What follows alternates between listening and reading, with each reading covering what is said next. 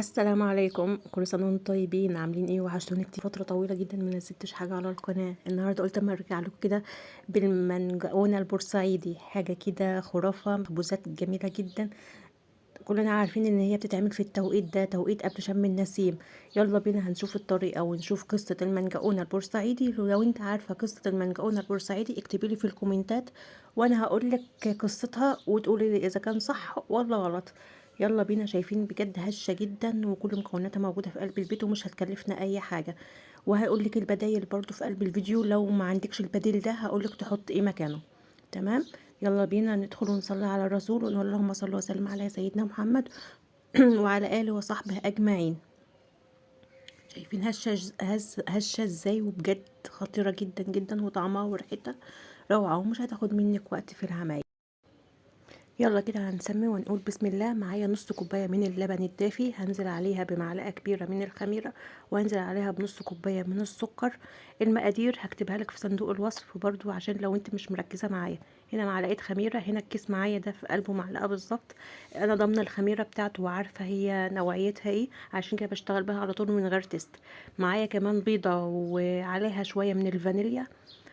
ممكن تستغنى عن البيضة، يعني عادي مش مشكلة البيض، بس هو البيضة بتدي غناوة وطعم غني للعجين بتاعنا.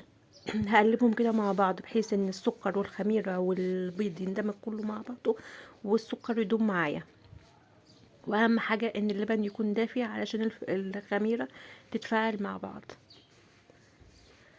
طبعا في طرق كتير جدا جدا للعجين. في بيعملوا العجينة اللي هي العجينة المحسن العجين اللي بيحطوه في قلب واحنا بنعجن، ده عشان يحسن العجين ويطلع هش.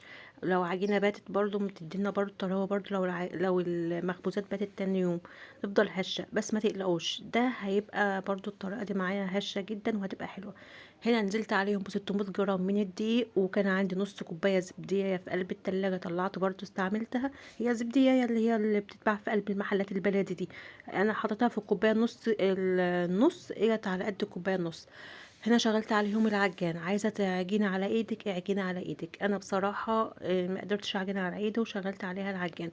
طول ما هي شغاله كده بنزل عليها برقروق ميه كده، حاجه بسيطه كده، ميه شويه شويه، ميه بشويه ميه صغيرين، لغايه ما العجينه بتاعتي تلم معايا وتحس ان العجينه بقت طريه ومش محتاجه ميه، لان احنا لسه هنضيف كمان المواد الدهنيه. هنا انا ضفت معلقتين كبار من الزبده. طيب انا مش عندي زبده، احط ايه؟ احط زيت. عايزه اعمل ميكس ما بين الزبده والزيت، حط ميكس ما بين الاتنين. وكمان نسيت اقول لكم، انا حطيت نص معلقه من البيكنج باودر، هتدي برضو معانا هشاشه حلوه جدا للعجين. هنا فضلت اعجن في العجين معايا لغايه ما العجين بتاعي بقى ناعم جدا. شايفينه بقى مطاط. طول ما انت بتعجني في العجين كل ما هيديكي نتيجة ممتازة جدا جدا. اهم حاجة العجينة، حتى لو انت هتعجنيها على ايدك هتعجنيها كتير جدا لغاية ما تحسي ان العجينة خلاص قالت لك كفاية ارحميني بقى، ما عندش تعجنيني. طيب هقول لكم بقى، انا هنا سبت العجينه ترتاح ربع ساعه، وهبتدي بقى بعد كده هشكلها مع بعض. انتوا عارفين ايه هي قصه المنجقونه البورسعيدي؟ لو انتوا عارفين هقولها لكم دلوقتي برضو وتقولوا لي اذا كان صح ولا غلط.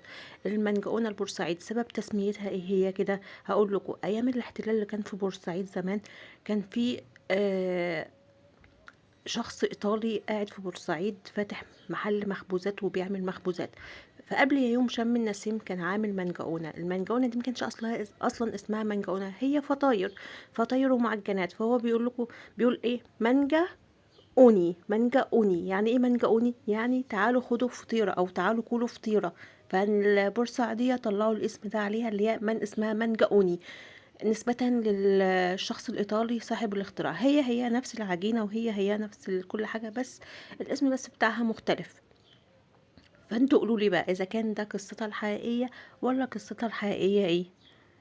شايفين هنا بدأت أشكلها بقى. عندك بقى تشكيل كتير للعجين، ممكن تعملها زي ما أنا بعملها كده. في برضه تشكيلة اللي هي المضفرة، في الشكل اللي معمول زي الحلزون ده. في أشكال كتير جدا جدا للمنجقونة ممكن انت تعمليها وتخترعي بقى وتبسطي أولادك. وفي بيسلقوا بيض وبيحطوا بعد في النص بيضة كده، في وسط العجين بيحطوا فيها بيضة، فممكن تحط فيها بيضة ملونة، للأولاد هيفرحوا بيها جدا. انا عملت لكم المنجقونه علشان تعملوها لاولادكم وتبسطوهم، حاجة مش هتكلفك حاجة كتير، كل حاجة موجودة في قلب البيت، الدقيق، اللبن، حتى البيض ممكن تستغنى عن البيض، بس البيض مثلا بيديلها غنى اكتر، ولو خصوصا لو ابنك او بنتك ما بيحبوش البيض زي ابني كده، يستفادوا برضو منه بان احنا نحطه لهم في قلب العجين. يلا قولولي بقى، تسلم ايدك يا ميرو على الطريقة الجميلة دي. شايفين ده برضو شكل تالت برضو، انا عملت كله كده شكلين، الشكل اللي هو المدور والشكل الضفيرة، وهعمل لكم شكل كمان. شايفين احنا بنبرمها كده مع بعض، وبعد كده هبتدي الفها، هتطلع كده كحكاية مدورة كده مضفرة، يبقى شكلها جميل اول لما بتتخبز.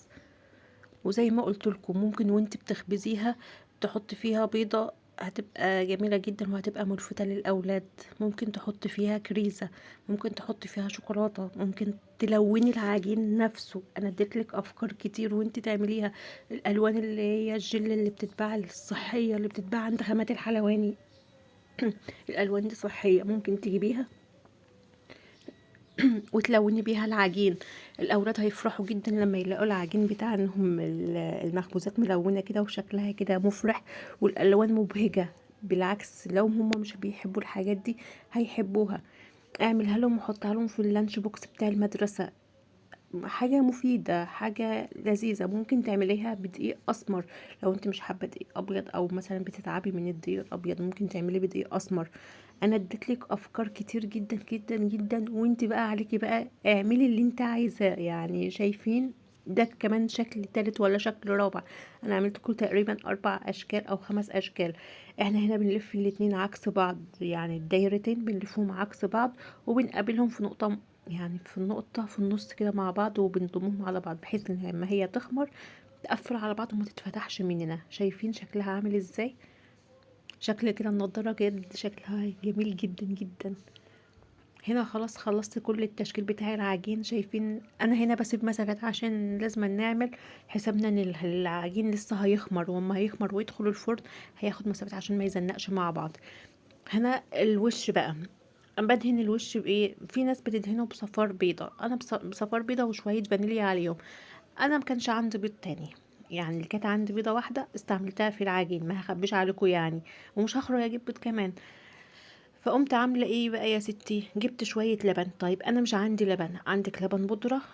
هاتي شوية لبن بودرة على شوية مية على شوية سكر، او ممكن شوية عسل نحل او شوية سيرب، حطهم على شوية اللبن وقلبيهم حلو مع بعض كده، وادهني بيها الوش.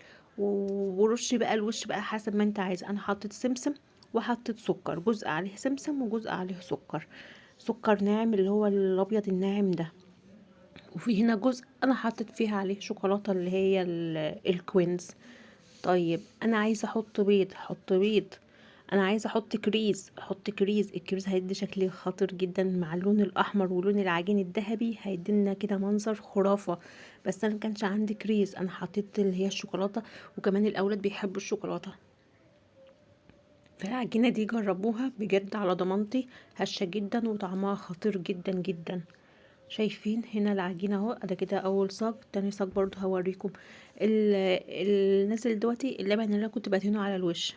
ده برضو تاني صاج اهو اللي انا عملته معاكم الاولاني. برضو سبته يخمر لغاية مثلا ساعة كده ولا حاجة، لغاية ما حجمه اتضاعف. برضو التخمير ده على حسب درجة حرارة المطبخ عندك. لو المطبخ حار مثلا وشغالة فيه وشغالة في الفرن، هيخمر معاكي في ساعتها، مثلا هياخد لك ساعة او نص ساعة. لو المطبخ عندك بارد هياخد من ساعة لساعة ونص. اهم حاجة وانت بتخمري العجين تكوني مغطياه علشان ما ينشفش مننا ويلحق يخمر بسرعة. هنا برضو بعد ما دهنت الوش بتاعه برضو من الخليط اللي انا عاملاه، حطيت عليه شوية من السكر وشوية من السمسم. هدخله بقى الفرن على حرارة 200 وهتابعه. عايزة تولعي الشواية ولعي الشواية. انا هنا اخدت اللون الذهبي من غير شواية، فبجد وريحته وهو بيتخبز كان حلو قوي قوي قوي. ريحة المخبوزات في قلب البيت جميلة جدا، جربوها واتمنى ان هو يعجبكم. ولو عجبكم ما تنسوش من لايك وشير وسبسكرايب للقناة، واتركوا في حفظ الله. وقولوا لي كمان تحبوا انزل لكم فيديو ايه، وشاركوني.